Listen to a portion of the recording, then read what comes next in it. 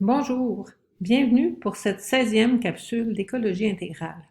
Nous allons parler encore une fois de biodiversité et je suis bien certaine que ce ne sera pas la dernière parce que c'est un sujet vraiment d'une très grande importance. Le 3 novembre dernier, j'assistais à un webinaire sur la biodiversité et on avait donné le titre, comme titre à ce webinaire, La course folle du déclin de la biodiversité. On nous a donné plusieurs chiffres qui étaient absolument catastrophiques sur la vitesse à laquelle on est en train de perdre des espèces animales, végétales, des insectes, toutes sortes d'êtres vivants. Et on comprend aujourd'hui en fait que si les changements climatiques sont importants et si on entend beaucoup parler, c'est une bonne chose, mais il faudrait qu'on entende parler tout autant du déclin de la biodiversité. C'est comme si on était face à un monstre, mais que ce monstre-là, on oublie qu'il y a deux pattes, la patte de la biodiversité, puis la patte des changements climatiques. Et ça m'a fait penser, cette histoire de monstre et de deux pattes ou deux pieds, à un passage du livre des rois où le prophète Élie s'adresse au peuple d'Israël. Le prophète Élie a rassemblé le peuple d'Israël sur le mont Carmel et là, il est en train de les mettre au pied du mur. Décidez-vous. Vous dansez ou vous boitez de temps en temps de la patte droite et vous rendez hommage au vrai Dieu, au Dieu d'Israël, puis l'instant d'après, vous dansez ou vous boitez de l'autre patte, de l'autre pied, pour rendre hommage à un faux Dieu qui s'appelait Baal.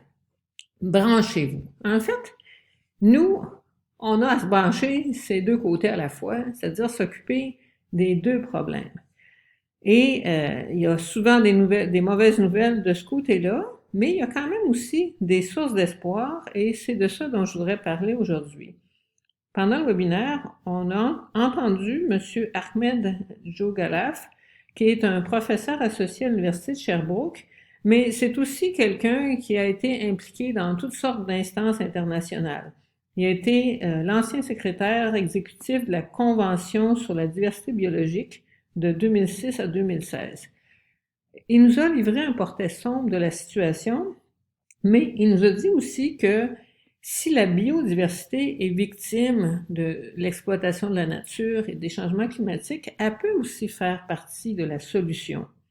Les océans, les forêts, les tourbières, les terres humides, comme on voit sur la photo, font partie des solutions à la crise du climat parce qu'ils nous rendent des services à des prix imbattables et qui jouent un grand rôle pour nous fournir de l'oxygène et pour absorber du gaz carbonique. Et il nous a donné un exemple très intéressant dont vous avez peut-être entendu parler aussi dans les journaux. Je l'ai vu passer dans certains journaux. Les baleines. Le Fonds monétaire international, le FMI, a estimé à 10 000 milliards de dollars, c'est un chiffre énorme ça, 10 000 milliards de dollars, la contribution annuelle des baleines à l'absorption du carbone. Et on nous expliquait qu'une baleine absorbe en moyenne 330 kilos de carbone par an, en moyenne, et pour un arbre, c'est en moyenne 21 kilos. Donc, une baleine en absorbe à peu près 10-15 fois plus qu'un arbre. Qui aurait cru ça? On a comme un genre de puits de carbone vivant, si on peut dire. Comment ça marche tout ça? Voici. Les baleines mangent un petit animal, un petit crustacé minuscule qu'on appelle du krill.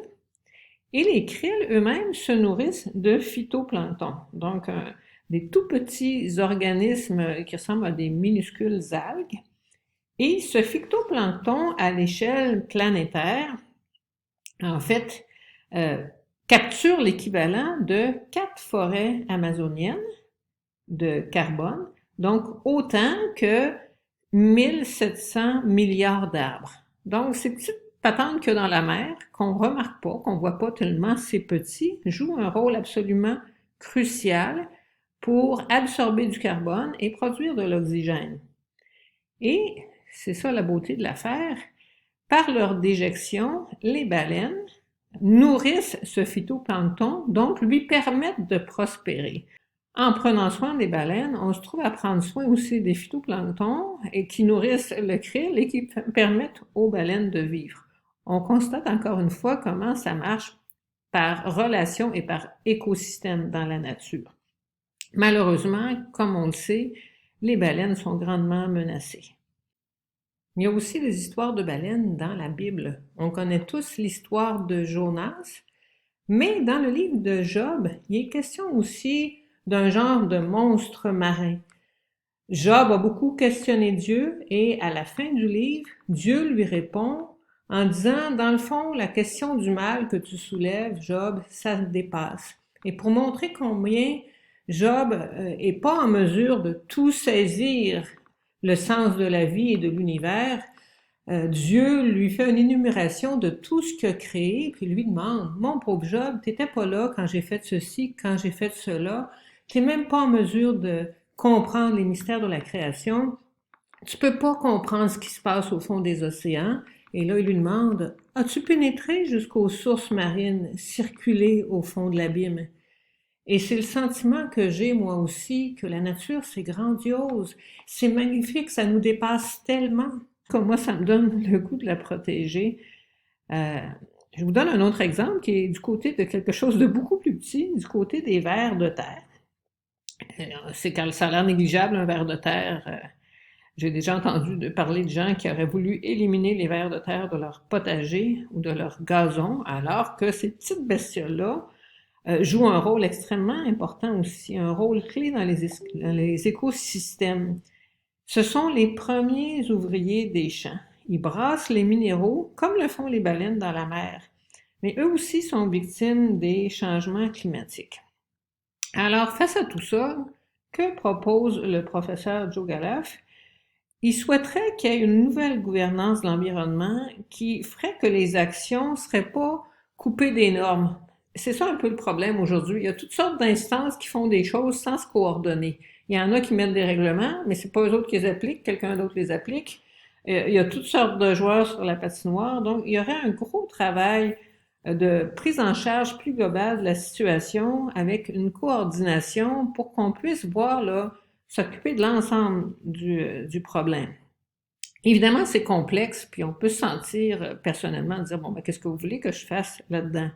Mais c'est quand même intéressant de savoir que chez nous, au Québec, il y a plein de monde qui travaille dans cette direction-là. Il y a plein de cerveaux en action.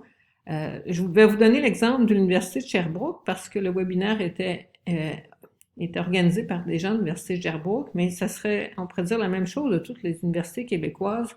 Il y a des gens qui travaillent sur les questions de changement climatique, de biodiversité, d'adaptation au changement climatique. Et il y a de l'espoir là-dedans, dans le fait que des scientifiques s'intéressent à ces questions-là et deviennent parfois même des militants. Parlant de l'Université de Sherbrooke, c'est une université qui a le souci de vulgariser les résultats de recherche. Donc, si ça vous intéresse, vous voulez avoir un échantillonnage un peu du genre de recherche qui est fait et qui touche toutes sortes de dimensions, autant la dimension sociale, humaine, que des questions très scientifiques, très poussées, là, ben, vous pouvez aller sur le site du Climatoscope, c'est le nom de la revue qui est publiée par l'Université de Sherbrooke, climatoscope.ca. Vous pouvez télécharger gratuitement ces numéros-là qui sont très intéressants.